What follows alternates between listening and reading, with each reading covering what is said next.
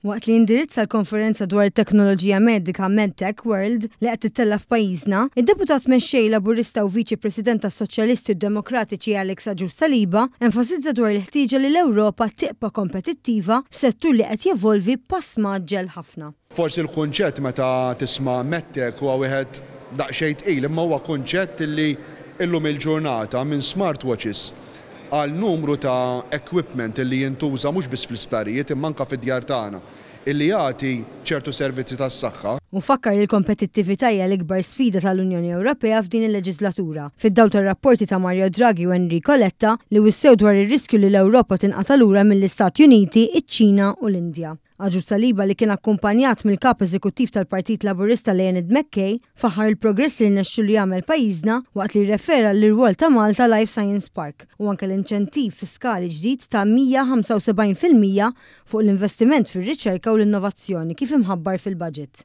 Dan il-gvern fl-aħħar budget qiegħed jagħti u ser ikun qiegħed jagħti 175% ta' refund ta' taxxa, ġifieri aktar minn 100% li wieħed iħallas għal dawk illi jagħmlu r-riċerka u innovazzjoni f'setturi diġitali u l-MedTech huwa settur li jidħol eżattament f'dan it-tip ta' investiment u f'dan it-tip ta' benefiċċju illi ninsab ċert. Anke b'din l-għajnuna partikolari ser ikun qiegħed ikompli jikber kemm fil-Gżira Maltija u kif ukoll fil-Gżira Awċija sabiex naraw li nħolqu aktar xogħlijiet ta' kwalità.